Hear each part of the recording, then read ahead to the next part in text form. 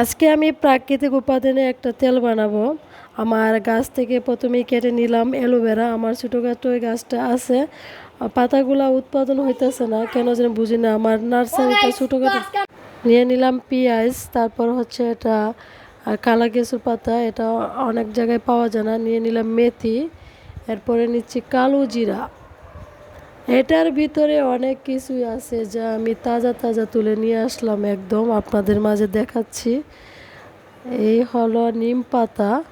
নিম পাতা আমাদের চুলের জন্য অনেক উপকার। দেখেন একদম তাজা পাতাগুলো কি সুন্দর। এরপরে নিলাম মেহেদি পাতা, এটাও গাছ থেকে পেরে নিয়ে এসেছি। প্রাকৃতিক মানে সম্পূর্ণ ন্যাচারাল থাকবে, একদম ন্যাচারাল। এই যে নিলাম জবা ফুল। জবা ফুলগুলো ছোটো হয়ে গেছে, কি করব, পাই না তো, এগুলো নিয়ে নিলাম। এরপর দেখাচ্ছি ওই সেই কালা কেসু পাতা, এটা চেনার উপায় হচ্ছে নাক ফুলের মতো থাকবে। এই যে দেখুন, এটা চেনারও ট্রাফ এবং পাওয়ারও খুব ট্রাফ, পাওয়া যায় না খুব সহজে।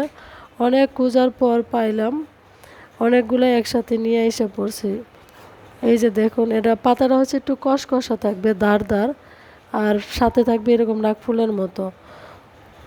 এই যে দেখুন, এখন আমি তারপর নিয়ে আসলাম নারকেল তেল, খাঁটি নারকেল তেল, একদম বাজারে যে গরু দিয়ে যে ভাঙা তেলটা, ওই তেলটা নিয়ে এসে দেখতেই দেখুন একদম অরিজিনাল, ধবধবে সাদা, অনেক সুন্দর কালারটা। সবগুলা ছোটো ছোটো করে কেটে নিলাম আমি আমার সব উপাদানগুলা।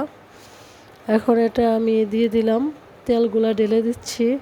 এটা আস্তে আস্তে জাল উঠবে। এটা যখন একটু ভাজা ভাজা অবস্থায় আসবে তখন আমি আগুনটা নিভাই ফেলবো। তেলটাকে আমি ঠান্ডা করব, ঠান্ডা করে কাঁচের বোতল অথবা কাঁচের বাটিতে রেখে দেব, কারণ কাঁচের বোতল কাঁচের বাটিতে রেখে দিয়ে তেলটা দীর্ঘদিন দেওয়া যায়, এতে তেলের কোনো নষ্ট হওয়ার সম্ভাবনা থাকে না।